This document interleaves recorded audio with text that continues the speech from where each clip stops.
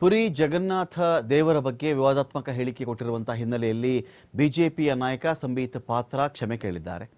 ಪುರಿ ಜಗನ್ನಾಥನೇ ನರೇಂದ್ರ ಮೋದಿ ಅವರ ಭಕ್ತ ಅಂತ ಒಂದು ಹೇಳಿಕೆ ಬಂದಿತ್ತು. ಯಾರ್ದು? ಸಂಬಿತ್ ಪಾತ್ರ, ಬಿಜೆಪಿ ನಾಯಕ, ವಕ್ತಾರ ಕೂಡ. ಪುರಿ ಜಗನ್ನಾಥನೇ ಮೋದಿಯ ಭಕ್ತ ಅಂತ ಸಂಬಿತ್ ಪಾತ್ರ ಮಾತನಾಡಿದ್ರು. ಭಾರೀ ಜನಾಕ್ರೋಶ ವ್ಯಕ್ತವಾಯಿತು. ದೇವರನ್ನೇ ನೀವೊಬ್ಬ ನಾಯಕನ ಭಕ್ತ ಅಂತ ಹೇಳೋ ಮಟ್ಟಕ್ಕಾಗೋದ್ರ ನೀವು? ಆ ಥರ ಮಾತು ನಿಮ್ಮ ಬಾಯಲ್ಲಿ ಬರ್ತಾ ಇದೆಯಾ? ದೇವರೇ ನರೇಂದ್ರ ಮೋದಿಯವರ ಭಕ್ತ ಅಂದರೆ ಏನರ್ಥ? ನರೇಂದ್ರ ಮೋದಿಯವರು ದೇವರಿಗೆ ಭಕ್ತ ಅನ್ನೋದು ಬೇರೆ, ದೇವರೇ ನರೇಂದ್ರ ಮೋದಿಗೆ ಭಕ್ತ ಅನ್ನೋದು ಬೇರೆ ಅಂತ ಜನ ಆಕ್ರೋಶವನ್ನು ವ್ಯಕ್ತಪಡಿಸಿದ್ರು. ಒಡಿಸ್ಸಾದಾದ್ಯಂತ ಈ ಒಂದು ಆಕ್ರೋಶ ಇತ್ತು. ಈ ಥರ ಭಾರೀ ಜನಾಕ್ರೋಶ ಆದ ಮೇಲೆ ಇಲ್ಲ ಟ್ವಿಸ್ಟ್ ಆಫ್ ಟಂಗ್, ಇದು ನಾಲಿಗೆ ತಿರುಗಲಿಲ್ಲ, ನಾಲಿಗೆ ಜಾರಿದ್ದಕ್ಕೆ ನಾನು ಆ ಥರ ಹೇಳಬೇಕು ಅಂತ ಇರಲಿಲ್ಲ, ನಾಲಿಗೆ ಟ್ವಿಸ್ಟ್ ಆಗಿಬಿಡ್ತಲ್ಲಿ, ಟಂಗ್ ಟ್ವಿಸ್ಟ್ ಇದು.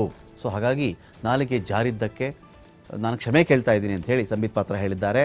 3 ದಿನಗಳಲ್ಲಿ ಪುರಿ ಜಗನ್ನಾಥನಿಗೆ ನಾನು ದಂಡ ಸಲ್ಲಿಸ್ತೀನಿ, ಈ ಮಾತು ಹೇಳಿದ್ದೀನಲ್ಲ, 3 ದಿನ ಉಪವಾಸ ಇದ್ದು ದೇವರಿಗೆ ಶಿರಬಾಗಿ ನಾನು ನಮಿಸ್ತೀನಿ. ವಿವಾದಾತ್ಮಕ ಹೇಳಿಕೆಗೆ ಕ್ಷಮೆ ಕೂಡ ಕೇಳಿದ್ದಾರೆ ಸಂದೀಪ್ ಪಾತ್ರ. निकालिए, हिम्मत दिखाइए और भक्तों की जो आस्था है उसमें उसका सम्मान करते हुए संबित पात्रा को आप पार्टी से बाहर निकालिए और नरेंद्र मोदी जी को खुद को इस पूरी दुनिया में भगवान जगन्नाथ के जितने भी भक्त हैं, करोड़ों भक्त हैं, अमेरिका में भी हैं, कनाडा में भी हैं, ऑस्ट्रेलिया, सब जगह हैं। मैं जहां जाता हूं वहां जय जगन्नाथ की बात सुनता हूं। उन सबसे प्रधानमंत्री नरेंद्र मोदी को आज 24 घंटे में माफी मांग लेनी चाहिए। यही हम सबके लिए अच्छा होगा, इस सृष्टि के लिए अच्छा होगा, क्योंकि सृष्टि में जो आस्था है उससे बड़ा और कोई करने का हक किसी को नहीं। निकालिए, हिम्मत